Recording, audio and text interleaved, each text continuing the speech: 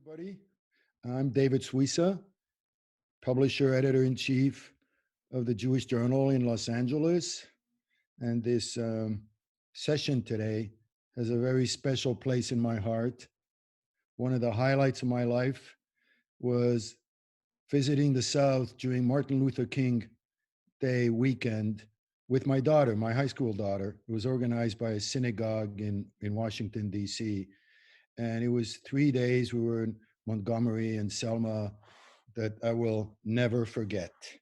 So we have a really fascinating conversation planned for today. Before I introduce our panelist, I'd like to refer you to a video, some words from Senator Cory Booker.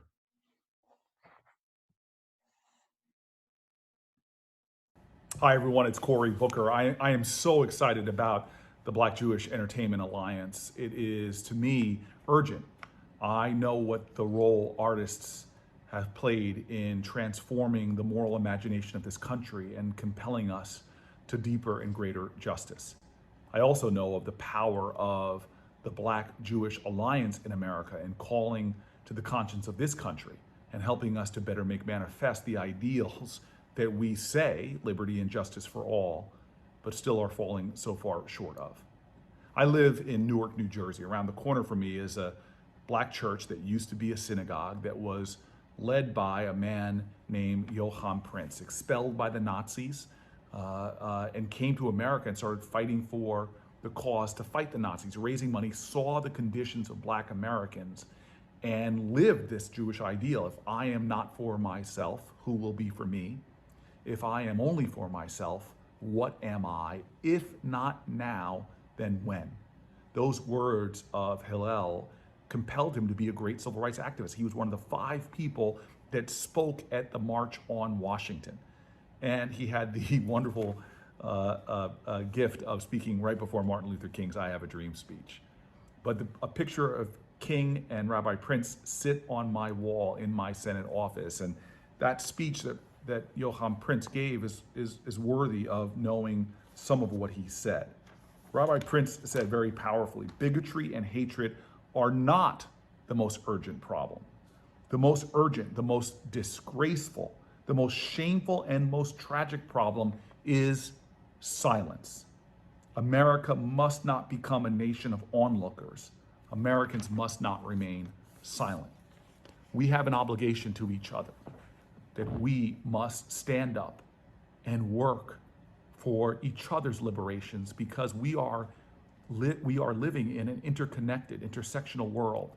As King rightfully said, injustice anywhere is a threat to justice everywhere. I am here because of a group like yours. A group of Blacks and whites, Christians and Jews came together in the 1960s in my state to help families, Black families, move into neighborhoods that were being restricted to Black families. Literally, my parents, trying to buy a home, were frustrated, would find beautiful homes with great public schools, neighborhoods with great public schools, and they'd be turned away from those houses and told they were sold, lied to. Well, a group of folks came together, put white couples coming out after my parents. They would find out the house was still for sale. On the house I grew up with, indeed, my parents were told it was sold. The white couple found out it was still for sale. They put a bid on the house. The bid was accepted. Papers were drawn up, and on the day of the closing, the white couple didn't show up. My dad did, and a Jewish lawyer named Marty Friedman showed up. They walked into the real estate agent's office, confronting him on his real estate steering. But before they could get even going on their confrontation, the real estate agent, realizing he'd been caught, didn't give up, stood up and punched Marty in the face and sigged a dog on my dad. Well, I grew up in this amazing community. And I'm telling you, every time my dad would tell that story, the dog would get bigger. Eventually he was, son, I had to fight a pack of wolves to get you in this house. But my parents raised me to understand that we are where we are because of the sacrifices of so many. And in particular, the sacrifices of Jews who were compelled by their moral compass to continue to fight for justice. We have come a mighty long way. but we have a long way to go. Our strength does not lie in our individuality. Our strength really lies in our ability to come together in love for the cause of justice. Thank you all for continuing that noble tradition of Blacks and Jews standing together, not remaining in silence, but lifting every voice and singing a song of freedom. You give me hope that together we shall overcome. Thank you.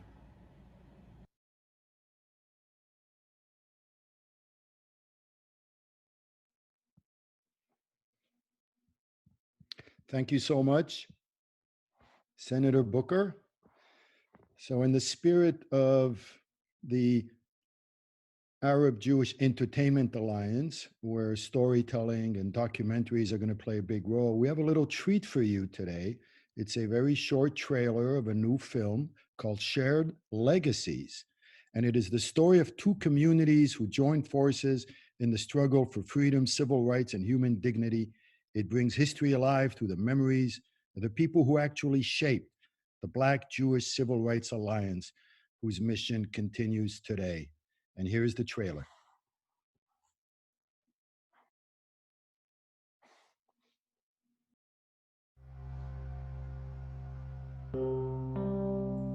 There's an African proverb that says if the lions don't tell their stories, the hunters will get all the credit. I'm telling you the story now because you're young lions and lionesses. My great-grandfather had been in slavery, and it goes across generations. You just don't get rid of it simply because there are no chains on you. The effects of slavery are still very prominent, just as the effects of the Holocaust are still very prominent amongst our brothers and sisters in the Jewish community. The Jewish people have the DNA in their soul to look up close to what happened to African Americans after slavery. We came to the South, young Jews, rabbis, many of them refugees from Nazi Germany. We hear Dr. King quoting the prophets. That was extraordinary. It made us proud. Rabbi Abraham Joshua Heschel said, "The future of America will depend on how it responds to Dr. King." It was the work that Dr. King had spoken for, fairness, equality, against anti-Semitism, and for freedom for Soviet Jews. A large Jewish presence in the civil rights movement was evident almost from the beginning. Well, Stan Levinson and Harry Wachtel were lawyers who were working with Dr. King. They were advisors, marchers, fundraisers. They were in the thick of things. Many Jewish students worked all across the South. And I will never, ever forget 3 young men, Andy Goodman, Micah Scherner, and James Shaney. Birmingham is Birmingham. We all know the Exodus is the central narrative of our redemption. And here is a modern situation. Shall we do nothing? We could not have gotten anywhere had not Protestants, Catholics, and Jews showed up from all over the world. Rabbi Yaakov Prince spoke immediately before Dr. King. The most shameful and the most tragic problem is silence. The civil rights challenges of our time, the human rights challenges of our day, they hang on me. They hang on you. They hang on who? They hang on us. We all need to get together to find out the bigger picture. Those who have been stepped upon have to lead the way. It's all about our humanity. And if we don't figure out a way truly to work together, we'll just be like hamsters on a wheel. The systemic oppression and issues will just continue. There are too many people living in fear. If Rabbi Herscher and Martin Luther King Jr. were here today, I think they would be saying, we need to pull together for the generation yet unborn. The soul of America is at stake.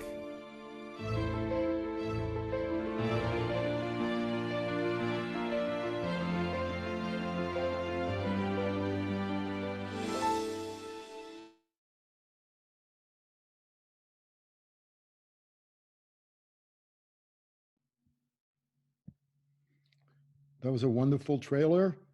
Now let's start our conversation. Our panel today, Marc Morial, President and CEO of the National Urban League, and Rabbi Marc Schneier, founder and president of the Foundation for Ethnic Understanding. Gentlemen, it's great to have you today. Marc, I think last time I met you, you were in LA. We were doing a joint event together. So it's good you both have the same first name. Yeah, thank you. I want to start by looking over, it's been a long, complicated journey between the Blacks and the Jews in America. If we go way back to even the time before slavery, during slavery, the differences between the Jews of the North and the Jews of the South. And then when you had a migration of African Americans from the South to the North that coincided with a huge migration of Jews from Eastern Europe, and how they met in the same neighborhoods. Right. And eventually we had this great civil rights movement, and there seemed to be a real love affair and connection in those days. Then it felt like we might have drifted, since then. And now I'm sensing a kind of a movement to reconnect. How would you characterize this long journey? Both of you. Marc, you can start. Yeah, I think it's been a long journey of friendship, brotherhood, sisterhood, and also at times tension over issues of policy centered around certain issues. I think affirmative action created some tension in the 1970s in the relationship. But let me tell you why I think today the opportunity for resurgence is so necessary and so evident because of what we've experienced as a country. We've seen this palpable rise in hate-filled violence, in hate crimes, and it's been directed at people who are Jewish. It's been directed at people who are Asian. It's been directed at people who are African American, Latinx, LGBTQ. We've seen this dramatic rise in the last 5 years of hate crimes directed at Americans who some Americans consider to be other Americans. And if anything should bond us together, it is that racial and religious bigotry are both fruits of the same poisonous, despicable tree. Now, having said that, I also find that it is so crucial that we educate, re-educate, and restate the history, right? It is so important for African Americans to understand not only the history of Jews in the United States, but the history of the Jewish diaspora over the last many thousands of years. And for Jews to understand the Middle Passage and beyond in the system of slavery and segregation. What is so evident to me as I reflect in these times on the American history book that I read as a third or fourth grader, and how it talked about American expansion into North America by the settlers having as an intent to Christianize the heathen natives, and that slavery was justified by Christianizing. You saw the abuse, I call it the out and out abuse of religion to divide, to demean, and to disparage people. So Rabbi Marc and I have struck up a friendship. I've worked with a number of other Jewish groups for this conversation and understanding. And we're doing a number of things that are really designed to build new bridges and build new understanding. And so we always have to have candid conversations, but I prefer to understand the past and focus on the future. Thank you. Thank you, Marc. In the spirit of understanding the past, Rabbi Schneier, I had an interesting conversation many years ago during one of the dips in the relationship. And I was speaking to a rabbi friend of mine who had a conversation with an African-American friend of his. And the rabbi asked him, what happened? What happened to our relationship? We had such a great love affair in the 60s. And then his African-American friend said, you guys stopped being a minority. I never forgot that answer. What's your take on that, Marc? Well, first, it's wonderful to see you, David, even though we're thousands of miles apart. To my beloved, distinguished friend, Marc Morial, it's always a great honor. And yes, we both have the same first name, and we even spell it the correct way with a C. In terms of your question, to give you a little background, in 1989, the late Joseph Papp, who was the great Broadway impresario, myself, we established the Foundation for Ethnic Understanding. And our exclusive focus was to rebuild, to restore the historic Black-Jewish alliance. As Marc Morial mentioned before, that during the 1950s and 1960s, there was no segment of American society that provided as much and as consistent support to Dr. King and to the African-American community as did the Jewish community.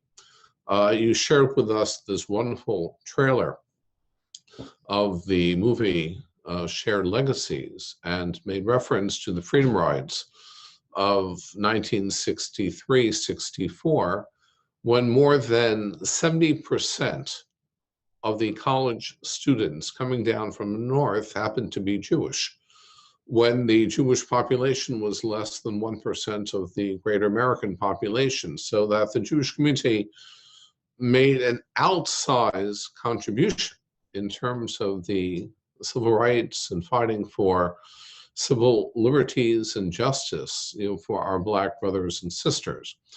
At the same time, which is documented in my book, Shared Dreams, which is very much considered the definitive text in Black-Jewish relations, when I define and I record Dr. King's contribution to the Jewish community. Dr. King was a great advocate for the state of Israel. He was involved in the plight of the Soviet Jewry. He had zero tolerance for anti-Semitism and spoke many times of the Holocaust.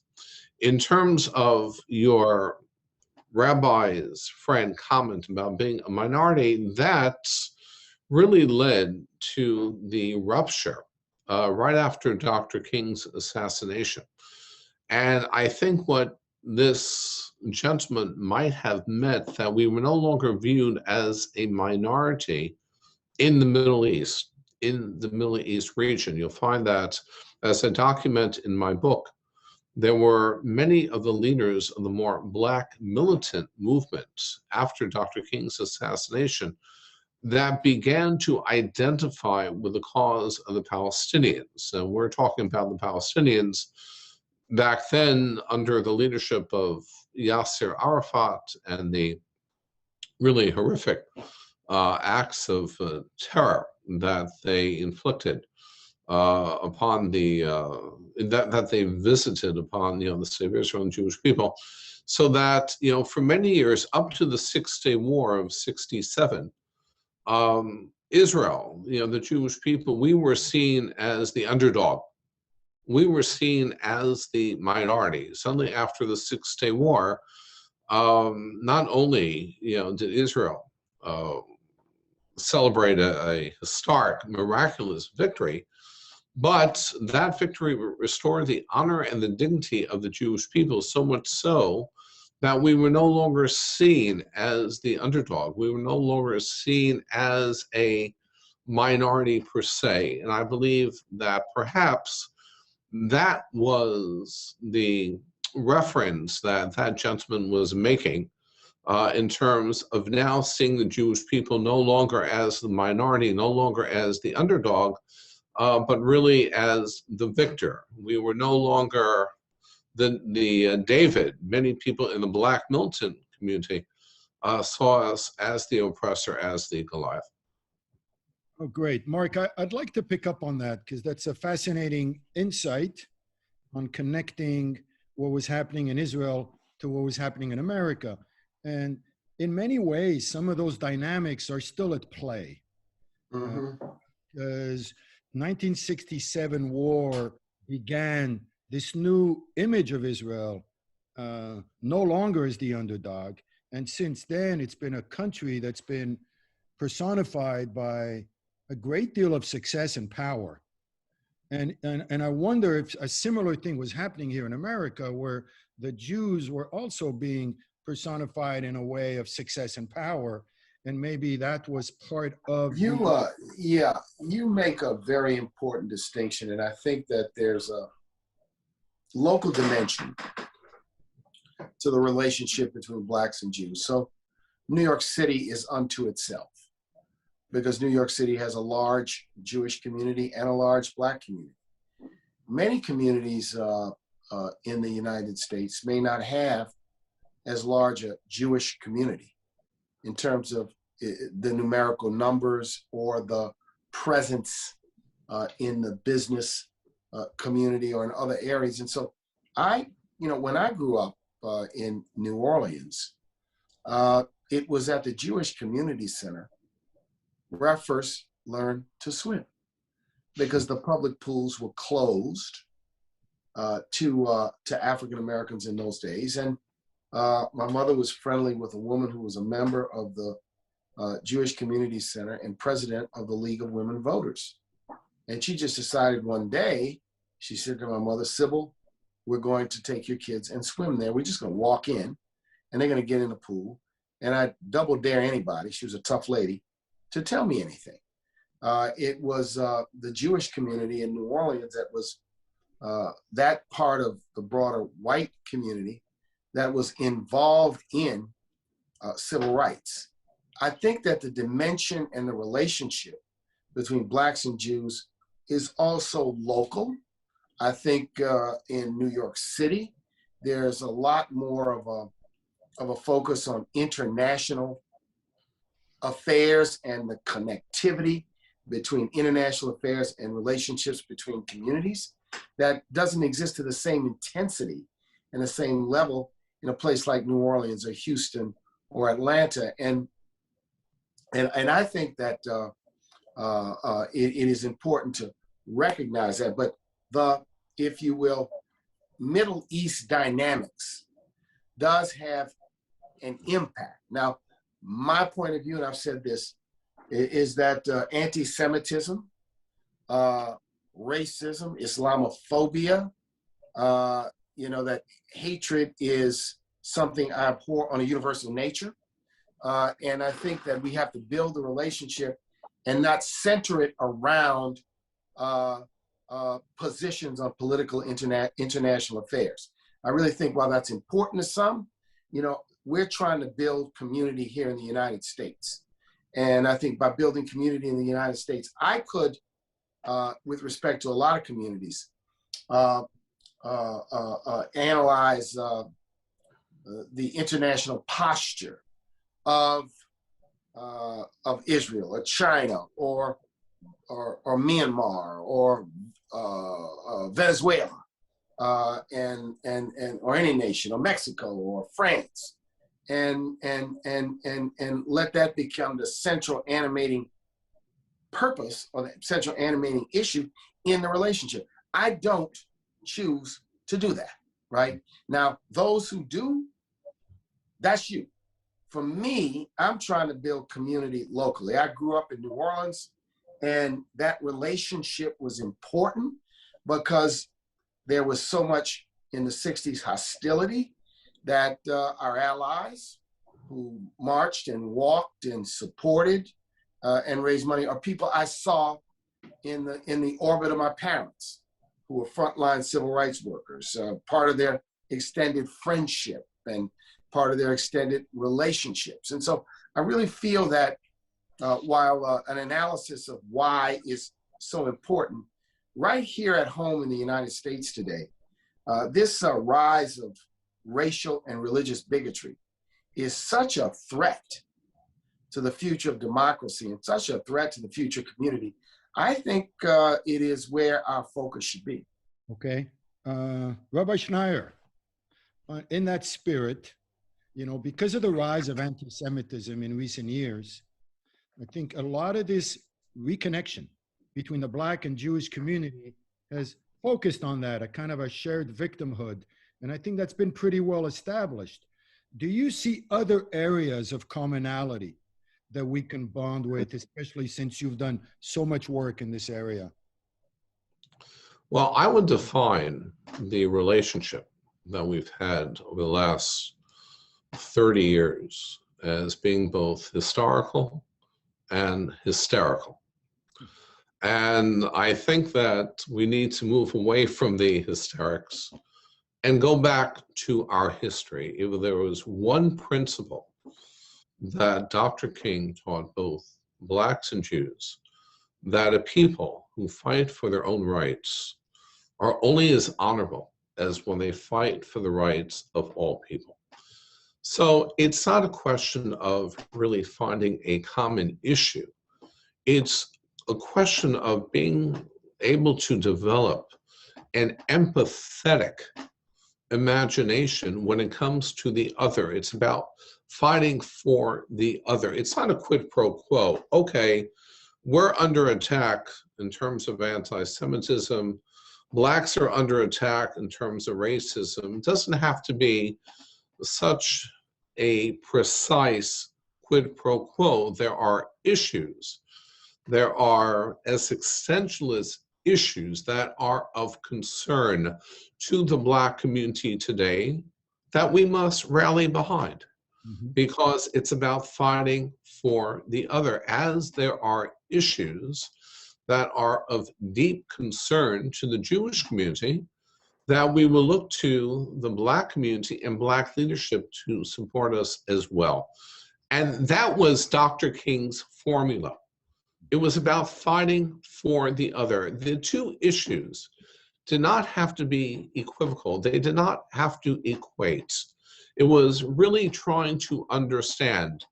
I think it was Walt Whitman who coined the, not coined the phrase, but expressed that in terms of his definition of empathy, that he says that when I read about the wounded person, I put myself, in that person's place as if I am the wounded person. That's the place we need to be. So to me, it's not a question of any specific issues. If the Black community is under duress, if the Black community needs our support, Jewish support, we must be there, no matter what the issue is, as we would in return look to the Black communities who support us on a host of litany and a litany of issues as well. Mark, since this program is from the Black Jewish Entertainment Alliance, yes, I want to share something with you because I have a very special place in my heart for comedy. I have a theory that one of the great components of the love affair between Jews and America has been due to these hundreds and hundreds of Jewish comics over the past century that poked fun at themselves and that just shared so much of the value of comedy. When I see these old YouTube videos of Sammy Davis Jr. and some Jewish comics, it just brings a special warmth to my heart, because that is also America. And I wonder, in addition to all these serious things that are so valuable that we're talking about, whether there's a role for comedy here, because God knows there are amazing comics on both sides. Good comedy is incredibly insightful, political, and a learning tool. When you think of really good comics, really good comics are very smart, observant, and know how to take a situation and give you a message. So I think there's a role for comedy. I also think that, you've got to be also careful with comedy so that you don't, in making people laugh, disparage people also. And I think that the role of comedy is so important. I just saw a special documentary on Sammy Davis Jr. And, I, had mixed views as a young man about Sammy Davis because he had endorsed Nixon And in those days, Nixon was not a popular figure among Black America. But what you learn from Sammy Davis, from the documentary, is how much he was enormously talented in a very special way, and certainly one of America's first Black crossover artists, who had a deep, deep following among white Americans and a deep, deep following among Black Americans. And in that respect, he was extremely, he was unique. And he was, at heart, he was a comic. But you knew him as a singer, you knew him as an actor, you knew him as a dancer. He was enormously, so, it's so important. You talk about humor and you talk about entertainment, how the business of entertainment, and I think in this alliance, I think the real potential benefit of the alliance is also trying to help African Americans advance on the business side of the entertainment business, the money-making side, the behind the camera, behind the stage, producers, directors, technicians and others, the orchestrators and owners, which is why I think the alliance is something that I feel enthusiastic about, because African Americans and Jews have had a very important role, and both communities have sort of over-indexed, if you want to use that term, their role in the whole business of entertainment, right?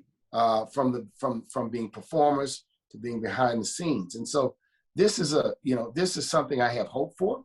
We're gonna have to work very, very hard to help people realize it. Whenever you do things like this, you've got supporters and you got cynics, and I'm an eternal optimist, and Mark, Rabbi Marc and I have told, I'm always ready to try something, see if we can get some traction, try to bring a few folks together, and not get caught in the paralysis of analysis. And sometimes you talk yourself into inaction because there's no guarantee that anything you try is going to succeed. But points well made by you. Oh, well, thank you. Rabbi Schneier, there was a major controversy a few weeks ago because an African-American comic on Saturday Night Live made that joke that, went around the world on the vaccines in Israel and saying half of the population got vaccinated. And I assume that half was the Jewish one. I wonder if you think that sometimes we go too far with these kind of condemnations, because I have a piece I'm working on called, can we fight anti-Semitism without losing our sense of humor? And I just wonder, what's your take on that, Rabbi? I mean, we were all kind of taken aback, and obviously there was a wrong stereotype and stuff, but the guy's still a comic. And do you think the reaction was too much? David, you're preaching to the choir. I think our reaction was so overblown and was so outsized. I mean, you don't try and bring in a nuclear bomb, to crush an ant. I mean, ants, I'm referring to the statement itself. Look, it was really in the spirit of humor. Personally, I thought it was an innocuous remark. Remember, the context of Saturday Night Live. And I find very often, and I've had, I paid my dues, whether it was chairman of the World Jewish Congress or president of the New York Board of Rabbis, in terms of Jewish organizational involvement. And sometimes in the Jewish community, we're so overly sensitive to statements that are made, forgetting that, if you look at the world global population,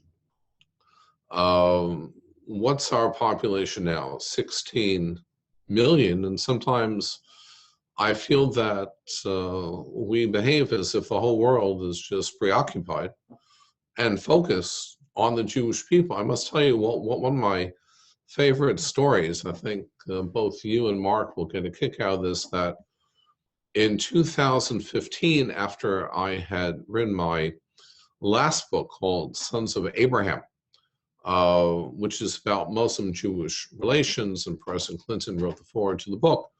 So the president of Indonesia invited me and the Imam Shamsi Ali, who's the head Imam of New York, to do a book tour in Indonesia, in Jakarta, to discuss the whole subject of Muslim-Jewish relations. And when I saw the president, he said, "Rabbi, would you do me a favor? And would you mind traveling 45 minutes to Jakarta? Jakarta would be like their Boston, their big college town.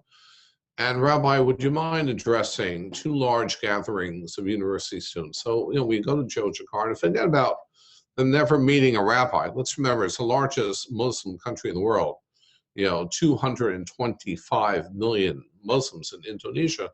Forget about never meeting a rabbi. They never met a Jew before. So, of course, I make my presentation. And right after, the first question, Rabbi, please tell us, so how many Jews are there? I said, I don't know, probably around 16 million. And the student says, no, not in New York. and the point I'm trying to make is that sometimes our response, and I feel very, very strongly about this, and I went public about this, that I think sometimes our responses are a bit, we're a bit too hypersensitive. I don't think that, Saturday Night Live, the gentleman who made the comments, it was, again, it's Saturday Night Live, and I think we should, sometimes we need to take a step back and, to be a little more reasonable in the way we respond to things.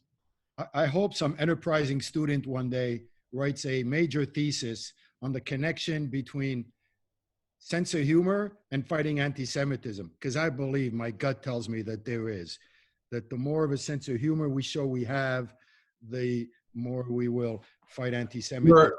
I'm going to say you're spot on, and I also want to echo what Marc said before in terms of this Black Jewish Entertainment Alliance, and the fact that there is such an opportunity, such promise here. I just reached out a few weeks ago to Lee Daniels, the director, who just directed the movie about Billie Holiday. The fact that the Federal Bureau of Narcotics had done a sting operation, against her. But I explained to Lee Daniels, in our correspondence, that there is a very important Black Jewish element to the story. Her famous song, "Strange Fruit," which were depicting, the lynchings in the South at the time. The only record company that would produce and record that song was a Jewish company.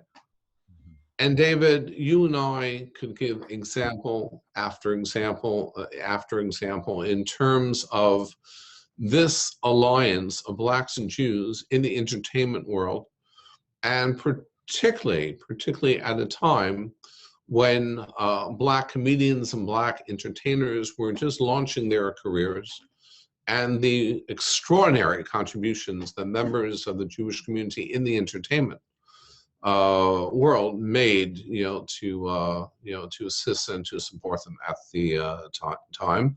And also, "Strange Fruit" was a poem that was actually written by a Jew. So, but again, that's just one example. Here's something to keep in mind. I think my wife and I were discussing this this morning about changing social mores, acceptance versus sensitivity to humor, disparagement. It's really, not predictable. How would I say it? That mores are changing in the country. And when we have this, and look, let's just be frank and honest. The presence of the 45th president of the United States spiked up an environment of hate crimes and an acceptance of religious and racial bigotry, right, that changed the dynamics of communities. We went to a briefing at NYPD about 2 years ago, and the briefing was on hate crimes. And I was literally, I wasn't surprised, but I said, wow, the anti-Semitic hate crimes in New York City had like spiked up in a 2 to 3 year period. Obviously Black and Hispanic and LGBT and now Asian has spiked up at sort of historic levels, in the nation and in the country. And, you say, well, what is the causation? What's the environment that creates this? And I think when this happens, people are much more on edge, because what they see today, we turn on our news here in the New York area, and we see Asian Americans, well, it's not just hate speech, it's hate speech and violence, people being punched in the nose, people being knocked down. And I think that raises people's sensitivity levels as to whether things that may seem humorous, in fact, are normalizing the acceptability of racially and things that are racially disparaging and disparaging from a religious basis. I think it's important for us to recognize, and as leaders, to understand these changing tolerance levels, in the country. And I think today, with what we see, it's certainly unacceptable. It's not tolerable. It makes me cringe. And then I'm like, I don't want to do anything to encourage it, suggest it, or suggest that it's acceptable. And sometimes that means, well, something that, hey, might be humorous to me might be disparaging to somebody else. And, sometimes it's not the way something is intended, it's the way it's received. And that's why humor is a powerful weapon and a powerful power. It also can be taken out of context and misunderstood very easily. Well, thank you for that. I have some questions from the audience. The first one is a very sensitive issue that I was going to bring up, but the question handles it for me. Louis Farrakhan has made many troubling anti-Semitic statements over the years, but he's also beloved in large parts of the Black community for the social work the Nation of Islam does. How do we get the Black community to call out, to condemn the message without having them have to command the messenger? I can only speak for myself, and, I will condemn the message, but I'm very, very reluctant to condemn messengers, so that it's clearly understood that, and I think this is the important thing. Let's separate, or not separate, let's think of the Nation of Islam as a historic religious denomination that played a very important role in the 40s, 50s, 60s, and 70s in helping Black men who were incarcerated reconnect to society. And so there's a little bit of a legacy in terms of the organization, but I don't sanction, support hate speech, period.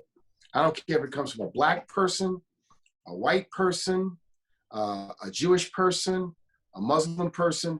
I just don't think that you have to have a position that hatred, is indivisible. But I also think that it's also important to recognize that Minister Farrakhan is a voice in the Black community.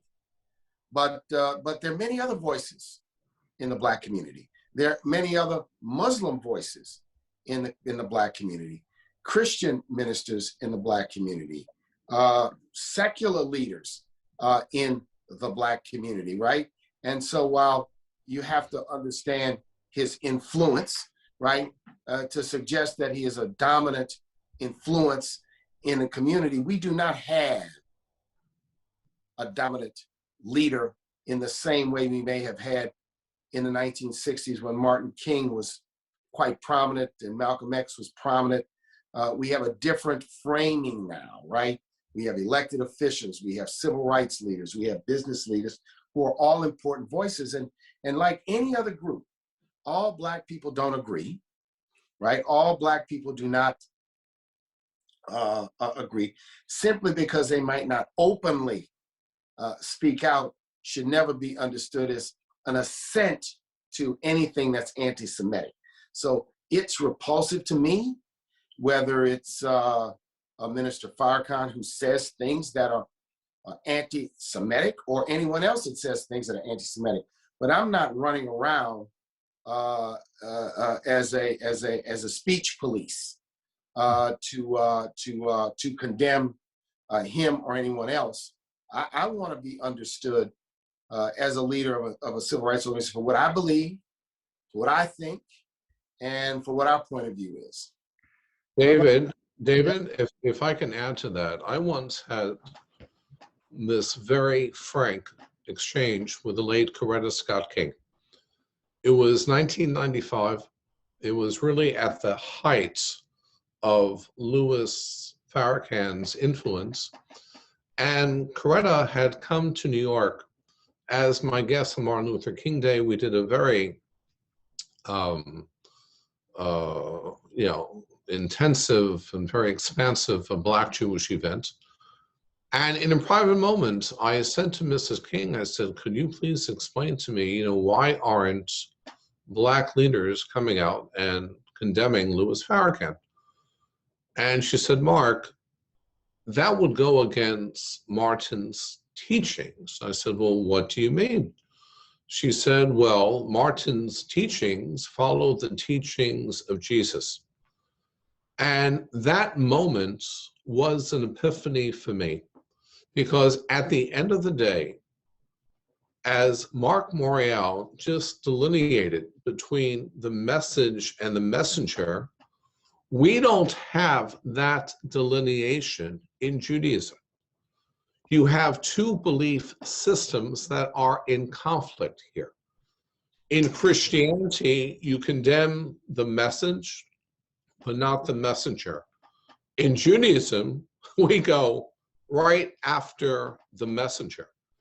And I think that people and the audience that are viewing this webinar in particularly need to understand that this is more of a theological conflict. You have Christianity and Judaism that preach a very different and distinctive doctrine as to when it comes to condemnation. Again, in Judaism, we condemn both the message and the messenger.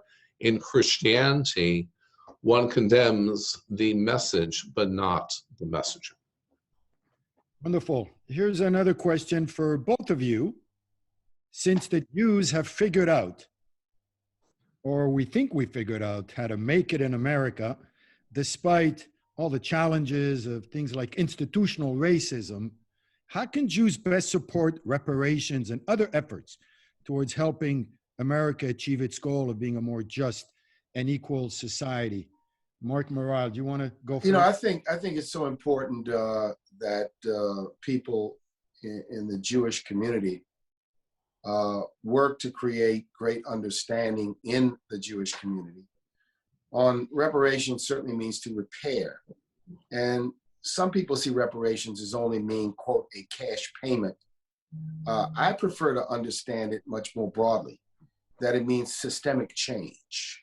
Change is with respect to, when we talk about equitable change, we want to change the economic and the educational system so that it produces more equal outcomes.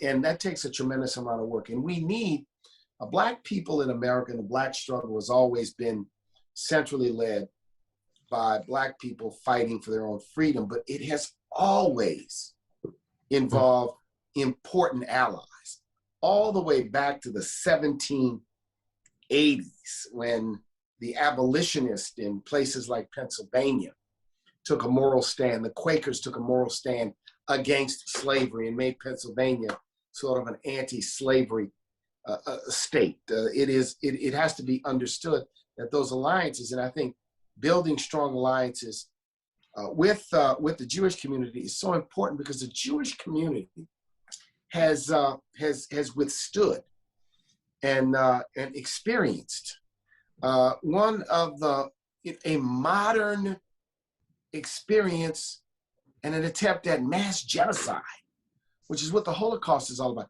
That's less than 100 years ago. Less than 100 years ago. Now, for African Americans, you know, the quote unquote system of slavery and segregation and not genocide has happened over a long arc, you know, of hundreds of years.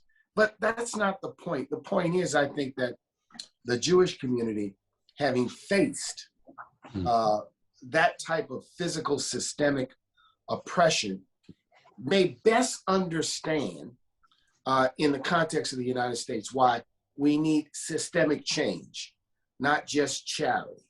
We need institutional change, not just token policies. And I think that fundamental understanding, you know, I believe that understanding the history, and one of my great interests is in helping younger people, and maybe this is more work we could do, young Jews, young African Americans, understand the shared history of oppression and the recognition. I've always been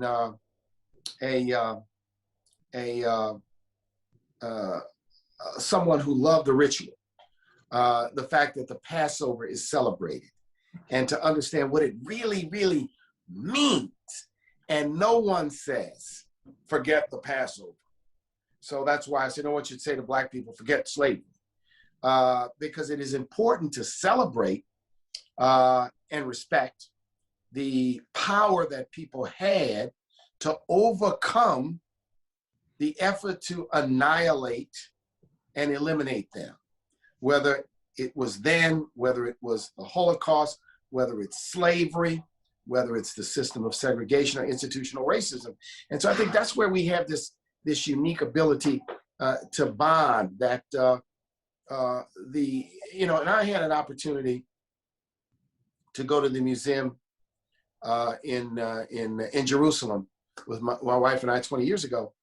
And I said to her, I said, you see, this is the experience that Americans need to have, right? Just like it's important to go to the African American History Museum in Washington, D.C., because we have to recognize, I think it's true, we've been miseducated about a number of these things. We've been miseducated about the weight of officialized genocide and oppression, but also we have to recognize how much power and resilience our forefathers and foremothers in the Black community and the Jewish community had to overcome those differences and those distinctions, and to make great contributions to the United States. And so that's what I firmly believe, which is why I think people in the Jewish community may instinctively have a better sense, or should have a better sense, I might say, of institutionalized barriers beyond individualized bigotry or individualized racism. Well, Mark, you said something interesting, that you love rituals. So you got to promise me that next time you're in LA, you will join us at our Friday night Shabbat table. Yes, I will. And There's I've done that in the past at Temple Sinai in New Orleans, where I have many friends. Yeah, I will do that. Wonderful. Rabbi Schneier, as I was listening to Mark speak, I had a thought for the first time when he mentioned the idea of reparation, that it's not just a check, it's the idea of repair, right?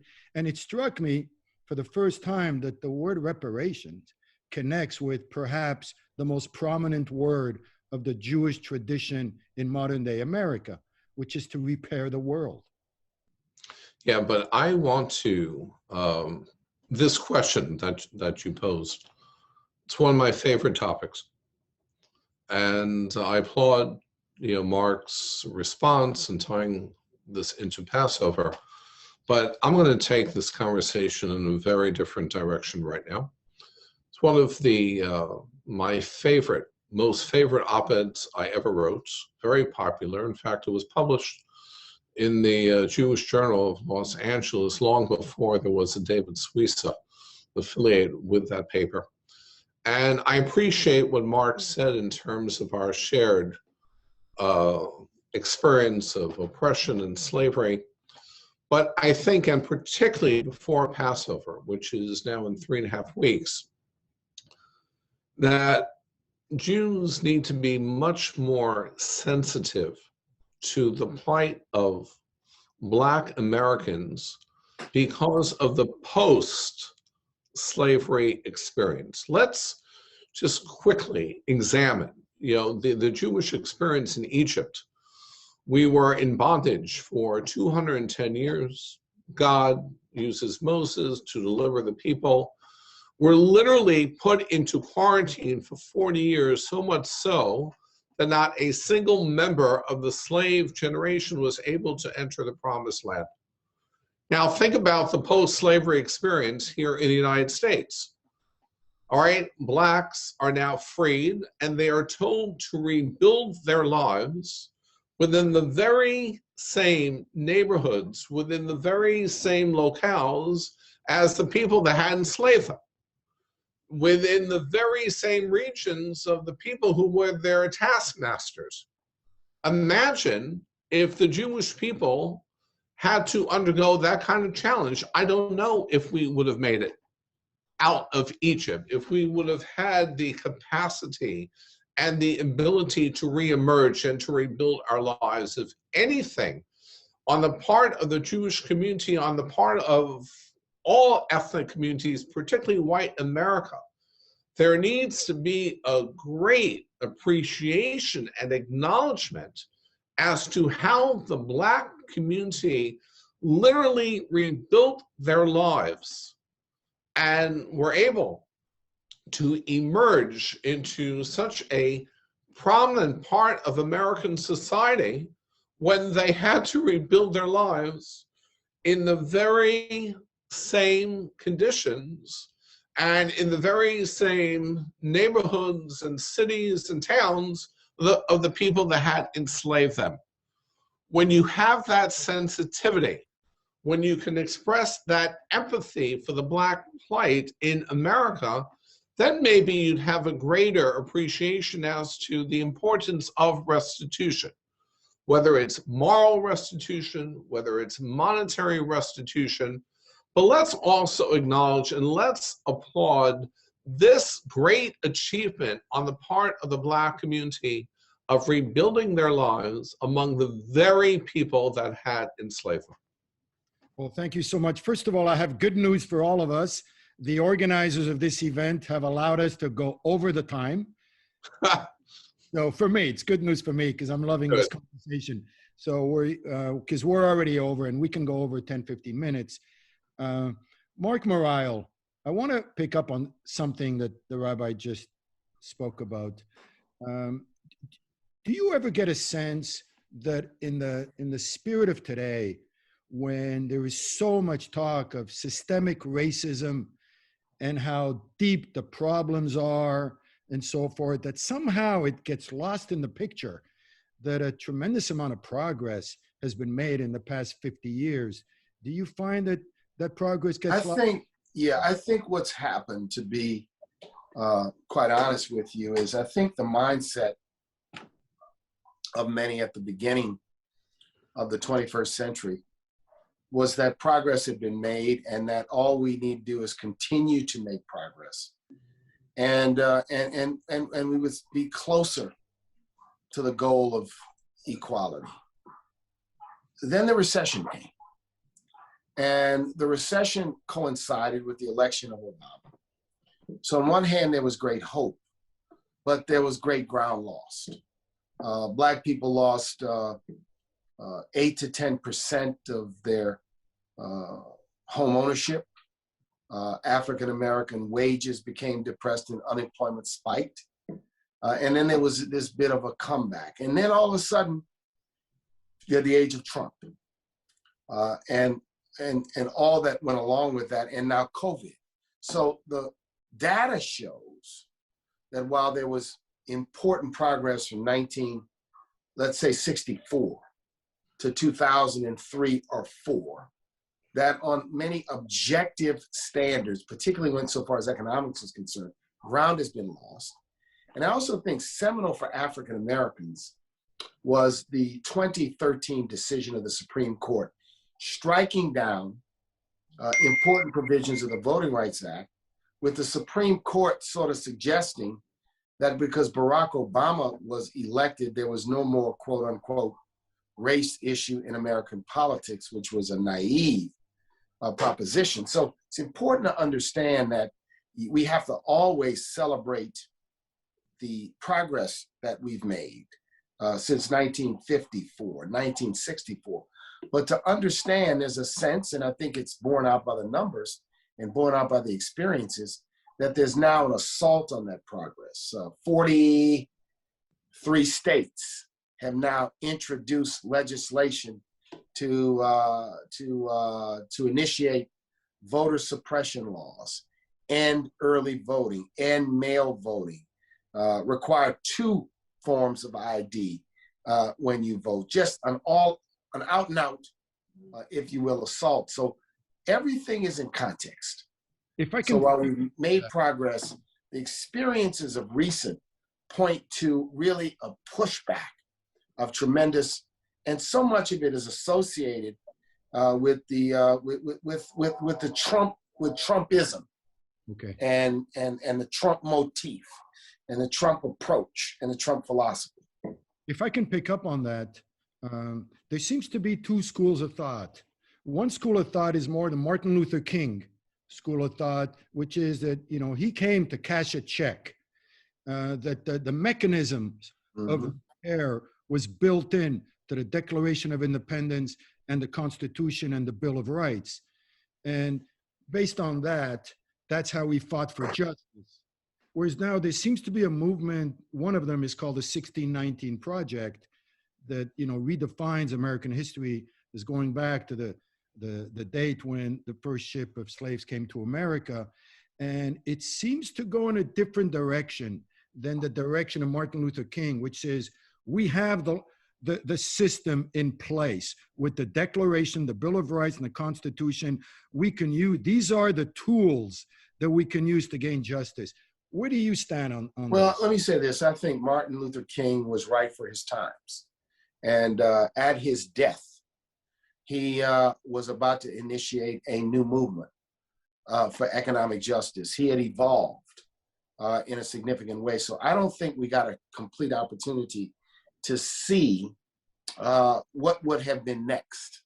And I believe that Dr. King positioned his movement and brilliantly synthesized the teachings of Christianity with the principles of the Constitution to build a movement that broad numbers of Americans could embrace. But I do believe that the 1619 Project is important because I continue to believe that one of our challenges in America is not knowing and understanding history. My wife's a journalist. She's been doing some research. She's done some stories on Tulsa. And what she uncovered in her research is the hundreds of, if you will, like Tulsa acts of violence, which took place in the early 20th century, directed at African Americans that were never really covered, that to some extent were suppressed. So we got to keep a balance that Dr. King was right for his times, but we did not know where Dr. King was going with his Poor People's March. He began to think more broadly, not beyond race, but understanding race as a broader component of the economic structure of America. And in many ways, the election of Joe Biden is a testament to the fact that we still have a mechanism. Joe Biden was perfect for these times because Joe Biden was a personality and a person and a political figure who had this ability to attract a broad coalition. And it is what was necessary. And I tell lots of friends of mine, you can, pick over 1,000 policy positions. But in truth and in fact, to lead this nation today effectively, and it's not an easy thing to do because we're a very complex country. You got to have a broad enough appeal to hold on to a coalition of people that are going to trust you, even when they may not agree with every single move you make. Amen to that.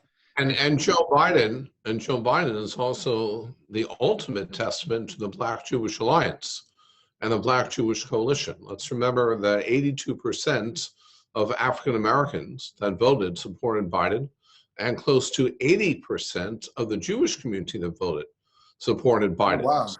So you say, Mark, your reaction is exactly why these webinars need to take place. Here you have probably one of the most distinguished, if not the most distinguished leader of the African-American Black community that had no idea that the Jewish community supported Joe Biden to such I didn't know the number. I thought it was in the 60s, but it's good to know it's in the 80s. And I think no, I said close to 80%.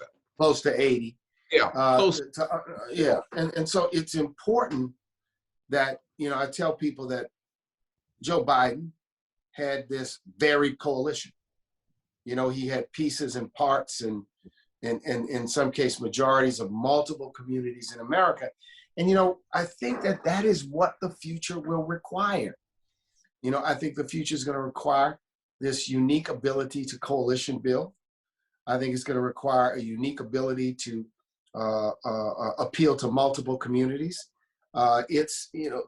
American national politics has become like city politics. I cut my teeth in urban politics, leading a city with multiple constituencies. New Orleans sometimes feels like a little New York, or a little Chicago, in how varied it is and how many constituencies there are. And it isn't easy to lead, but it is so affirming when you can bring people together to accomplish big things, whether it's a stronger economy, whether it's safer communities, whether it's to address the challenges of housing or poverty, right? It is an affirming thing when you can build those types of coalitions. And, that's my hope that Joe Biden's going to have the ability to continue to do that. And I don't agree with 100% with any politician, period. I tell people that all the time. If I sat there with a checklist all the time, I'd probably cancel myself out and say, well, none of the above, but that's just not practical reality. Okay, we have just a few minutes left, and I have two questions that I would love to get in. So in the first question, if you can respond as quickly as possible, there are a number of Black Jews and Jews of color who are too often left out of the conversation of Black-Jewish solidarity and the intersection of our efforts to fight racism, anti-Semitism, and bigotry. What is being done or can be done to amplify their important voices? Well, that process is now taking place. It will take some time. This was not a focus of conversation within the American Jewish community. It's becoming a greater focus today. Need I remind you, it took 40 years to get to the promised land. I'm not going to represent. We're at the promised land of recognizing the significant contribution of Black Jews and Jews of color. But the good news is that the journey has begun and we're hitting the right benchmarks. It's a process, but it's moving in the right direction. And finally, question for both of you. What is one book or movie you recommend people watching or should read or watch or learn more about your community and the struggles you face? Marc Morial? So I think Just Mercy, is a great movie, but I'd love people to read my book. My book is The Gumbo Coalition. at which I talk about cross-cultural, multiracial leadership and my experiences both in New Orleans and here at the National Urban League. So it's a Gumbo Coalition. So I'm going to plug my own book. I've got about 5 books on my night table that I'm reading simultaneously, including a book on immigration reform, a book on Roosevelt's Black Cabinet. But I like Just Mercy. I like the movie Selma. I think these are important, compelling stories for people to understand these sort of important points in American history. Rabbi Schneier, besides the Jewish Journal, what books and films would you recommend to our David, you gotta get. I'm going to Mark, you gotta give David a good hard plug here now. Listen, I'm going to follow the footsteps of my friend Marc Morial. I'm going to plug my 2 books, Dreams, Dr. Martin Luther King Jr. and the Jewish Community, and also The Sons of Abraham, and the film that I produced 2 years ago called Jinn, that won one of the top awards at the Southwest Film Festival in Austin. It's the first film that I produced about growing up, a teenager growing up as an Islamic teenager in the United States, because whether it's the 2 books and the film, it really touches upon this very unique role. And as it's said in the movie Shared Legacies, the DNA of the Jewish people, that we are always the first in line when it comes to fighting for others, when it comes to supporting. I mean, if you speak to American Muslim leaders today, they will tell you their greatest friends in the Jewish community, particularly during the years that Trump was president, their greatest friends and supporters were the American Jewish community and its leadership. And that's really what the American Jewish community is all about.